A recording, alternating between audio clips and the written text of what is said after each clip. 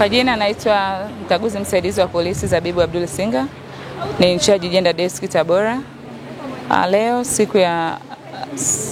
kuelekea maadhimisho ya siku ya wanawake duniani, leo tarehe 6 mwezi wa 3 2025, tumetembelea gereza la mahabusu la Zuberi kwa ajili ya kufanya matendo ya huruma na kuwaona mahabusu wa kike, wanawake wenzetu ambao wako hapa kwa makosa mbalimbali. Tumeamua kuja kuwafariji, kuwatia moyo na kuwatia nguvu kwamba sisi wanawake wenzao tulioko huku uraiani tuko nao pamoja na tunawasupport pamoja na makosa na changamoto mbalimbali ambazo wamefanya kwenye jamii. Mwingine atauliza, mmewakamata wenyewe mnakuja kuwatembelea, hii ina maana gani? Ni kweli tunamkamata mtu yoyote ambaye ni mhalifu, lakini hiyo haimaanishi kwamba yeye sio mwanamke.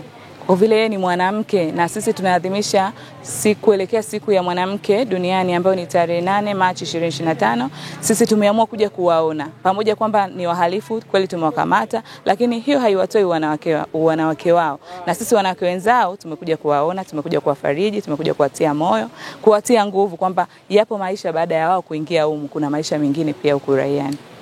Ndio. Na maanisha ninyi mkivua gwanda na wao wakivua zile sare zao, wote ni wanawake? Yes, wote ni wanawake na jukumu letu katika ujenzi wa taifa ni moja. Ndio. Mmewaletea nini hasa chenye thamani gani?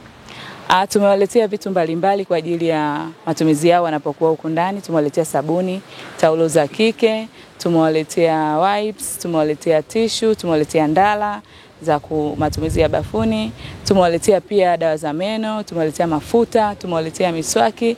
Kwa kweli tumewaletea vitu vingi, tumejitahidi kama wanawake na wao wapate kufarijika.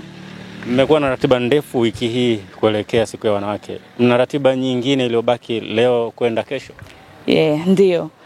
Kesho tarehe 7 usiku kutakuwa na Women Gala Night ambako tutakuwa tunakutana hapa Tabora Manispaa.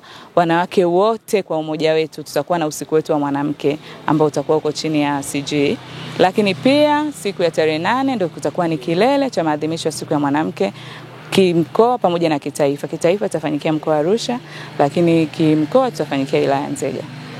Naitwa mkaguzi msaidizi Mdegela, ni msaidizi wa mkuu wa gereza la wanawake Tabora. Binafsi kwa kweli tunawashukuru sana wanawake wenzetu ambao ni askari wa polisi wa kike kwa kuona kama waliomo ndani nao ni wahitaji kama wahitaji wengine ambao wamekuja na zawadi mbalimbali kwa ajili yao.